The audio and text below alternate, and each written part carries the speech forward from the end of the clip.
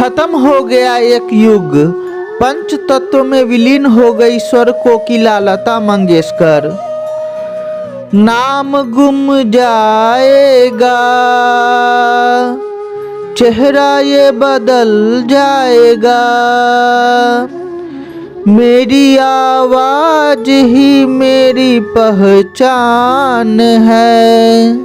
दोस्तों, लता मंगेशकर ने 92 साल की उम्र में इस दुनिया से चली गई। उन्हें कोरोना हुआ था, उसके बाद वे निमोनिया की शिकार हो गई। उसके कुछ ही दिन बाद लता जी का निधन 6 फरवरी 2022 ईस्वी को मुंबई के ब्रीच कैंडी हॉस्पिटल में हो गया।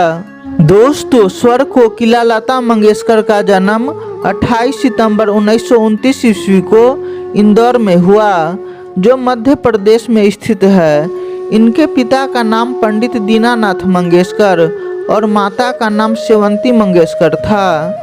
लता के पिता पंडित दीनानाथ मंगेशकर एक मराठी संगीतकार और शास्त्रीय गायक थे। दोस्तों, लता जी के पिता को लता जी के जन्म के बाद ये एहसास होने लगा था कि लता में कोई दैविक शक्ति है, इसलिए लता मंगेशकर को चाहने वाले लता मंगेशकर में माँ सरस्वती का रूप देखते थे। लता मंगेशकर की 3 बहनें मीना, उषा, आशा तथा छोटा भाई हृदय नाथ मंगेशकर को बचपन से ही संगीत की शिक्षा दी जाती रही। दोस्तों, और यही कारण था कि लता मंगेशकर को संगीत से बहुत लगाव होने लगा। लता मंगेशकर जब बचपन में संगीत सीख ही रही थी कि 1942 ईस्वी में उनके पिता का निधन हो गया। 13 साल की उम्र में लता मंगेशकर के कंधों पर परिवार का भार आ गया और काफ़ी संघर्ष करना पड़ा। लता जी को अभिनय पसंद नहीं था, लेकिन पिता की मृत्यु के बाद पैसों की दिक्कत की वजह से उन्हें हिंदी और मराठी फिल्मों में काम करना पड़ा और यहीं से लता जी के जीवन की फिल्मी करियर की शुरुआत चालू हो गई।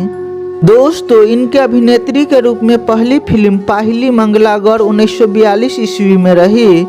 इसके बाद उन्होंने कई फिल्मों में काम किया। 1945 ईस्वी में लता मंगेशकर मुंबई शिफ्ट हो गई और उसके बाद उनका करियर आकार लेने लगा। वहां पर उन्होंने भिंडी बाजार के उस्ताद अमन अली खान से भारतीय शास्त्रीय संगीत सीखना शुरू किए। दोस्तों, इसके बाद लता जी ने बड़ी माँ फिल्म में भजन और गीत गाए, जो लोगों को बहुत पसंद आया।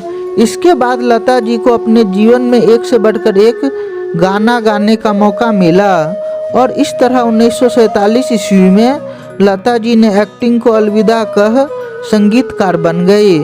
दोस्तों, लता जी ने जिन समय में गाने की शुरुआत की, उन दिनों कोई अच्छा गायिका नहीं थी, जबकि लता जी की आवाज़ मधुर होने के कारण उन्हें काम अच्छा मिलने लगा।